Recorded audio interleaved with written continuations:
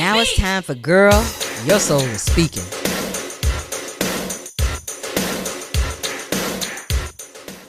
And welcome back to On Air with Tony Sweet. I'm Eddie Connor. We're going to do our segment called Girl, Your Soul is Speaking. Oh, God. Today on Your Soul is Speaking, I want to talk about something I learned from Abraham Hicks, Abraham-Hicks.com. And she does a game. She calls it the What If game. And I want to talk about the AND-valanching. It's an actionable acronym for Another New Desire. And we were speaking about this earlier on the show about how human nature is to talk about what you don't want more than what you do want.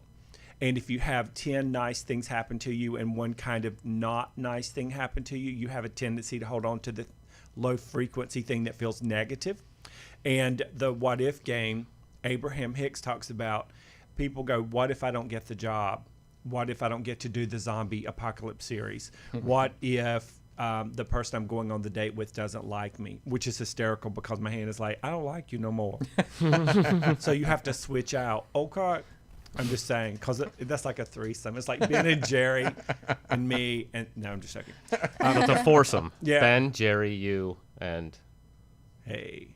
I don't know. It's a handsome. Oh. That's another joke I saw on Facebook. I'm kind of a delayed reaction. So the what if game, most people say, what if I don't get it? What if they don't like me? What if I don't make the cut? What if I don't have more money than what I have right now? What's going to happen? And when we look at anything we look at, anything we think about, anything we speak about causes us to emanate energy. Like the two actors that were just in the house seconds ago, when they spoke about their zombie series, they were just lit up. When you speak about acting, you have an electricity and a passion for it. And so that energy starts going out and out into the universe. It's invisible, non-physical frequency. And your thought is also an invisible, non-physical frequency. And when we keep looking at what's not wanted, speaking about what's not wanted, and the fear of what we might not get, we keep putting ourselves accidentally at the wrong place at the wrong time with the wrong people. And, you know, we were speaking at dinner the other night, Tony and I and Carla, Carlotta. I call her Carlotta, Carla Renata. And we were talking about how most people in a job, on a date, and especially as actors, when most actors walk into an audition or to a casting director carrying all of their stuff. You carry that it's not going to happen energy, and then lo and behold, it's not going to happen. And you also carry in the mortgage that hadn't been paid in 2 months. You carry in the husband or the wife that's freaking out because it hasn't been paid in 2 months. If you have children, you're carrying that into it. And when we walk in anywhere, we're not just walking in as this meat suit. We are bringing every low frequency thing to the table with us, and luckily every high frequency thing with us. So I like to talk about projected energy vortexes. And all of us knew we were going to be here today at 4 o'clock. Some of us showed up way early. Whoops. And so what arrived to our show today first? Your thoughts about this show or your meat suit?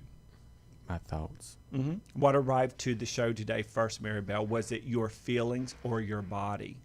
My feelings. Your feelings. Mm-hmm. And what came for you, Michael, first? Was it your frequency or your body? Frequency, for so sure. Our thoughts, our feelings, our frequencies always arrive to our destination before we ever get there.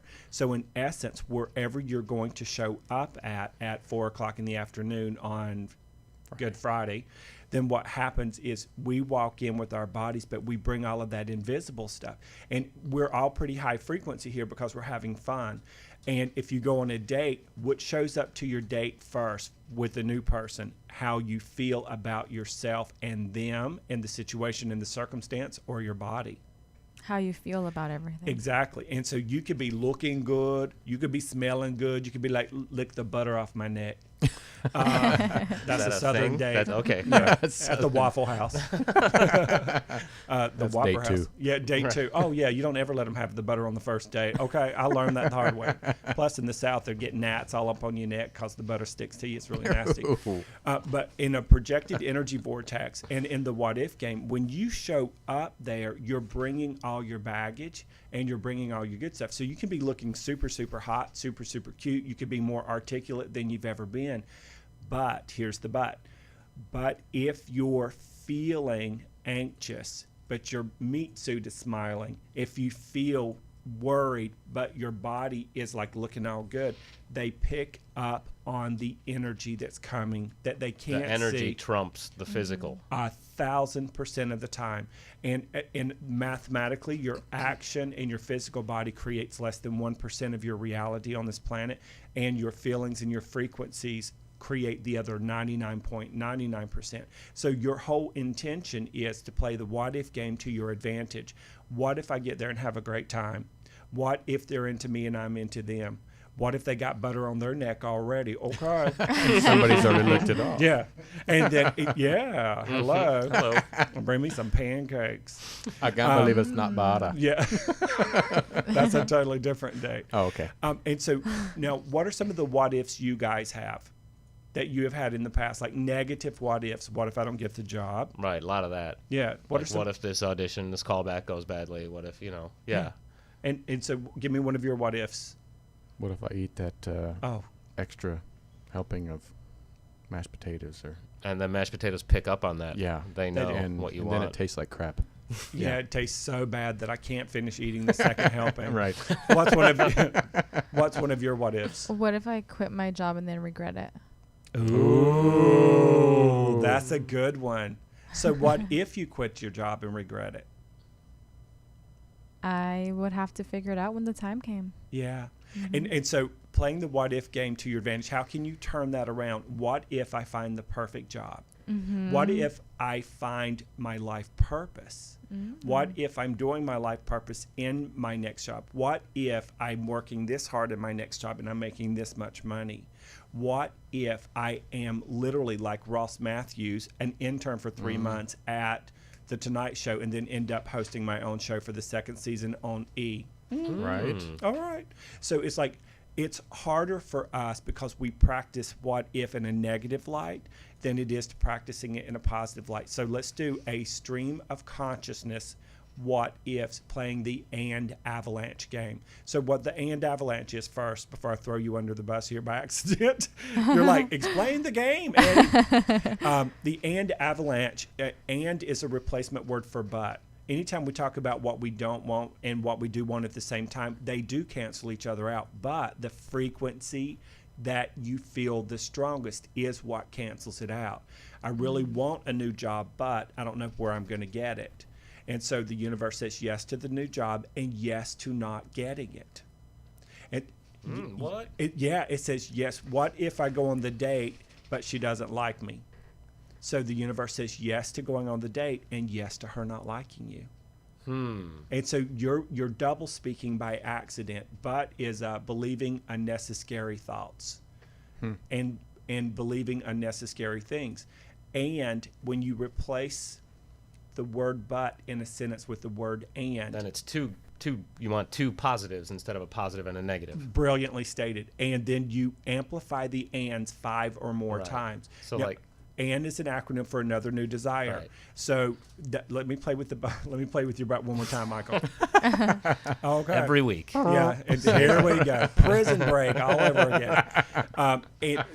So in the sentence, I really want a new job, but I don't know if I'm going to get it. The word but erases everything that precedes it. It's like the bad David Copperfield of grammar. It just, where's my desire? It disappeared.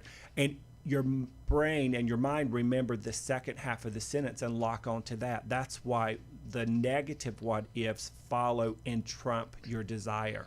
So, and another new desire would be talking about what you do want, piggybacking it with another what you do want, and then to get your brain wired and retrained to a higher frequency consciousness just for the joy of it, you keep stating things with it. So you replace the but. You're in the oval mirror, meaning you're reflecting back what you do want instead of what you don't want, playing the what if game in a fun way, and then you are starting to feel where you've shifted your brain. You're starting to feel where you've shifted your emotions.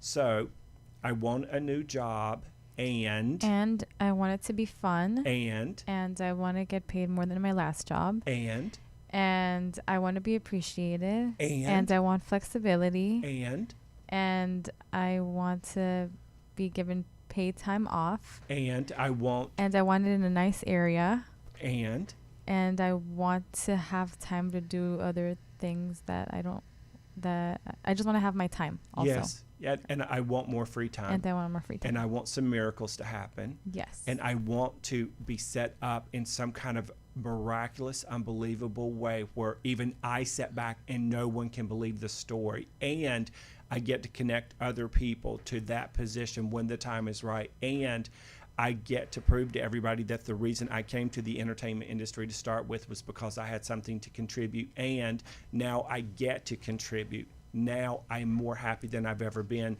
and I get to share that happiness with other people and change the way the planet is. So it can become infinite. AND-valanche. Yeah, AND-valanche. Oh, that was good. I love it. And it was kind of easy. You sort of have a knack for it already. So I could tell just by not your words, but how you were feeling. You weren't having to stretch because you hardly paused at all. And most times people who were just trying to get over the big butt syndrome are pausing and stopping. They're gassing and braking simultaneously. It's fascinating to watch it. And there are people who can say all the perfect words, all the right ways, but, and I'm saying it on purpose, but they are feeling lack of what they want over and over and over. And what trumps your physical action? How you feel. What trumps the person you're with? How you feel about yourself, and then how you feel about that person. So playing the how did you say it, Michael? AND-valanche? Yeah, AND-valanche. That's brilliant. Eddie loves those. I love hyphenating words. Like earlier we were talking about. I think unnecessary is it inspired me to AND-valanche. Thank you. So we should copyright both and then print up some T-shirts right away.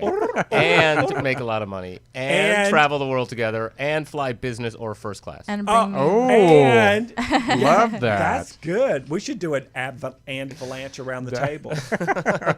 This is really good. So thank you guys. That's the what if game with the AND-valanche. Thank you, Michael. You're very welcome. All right, Eddie Connor, everybody. It's fun.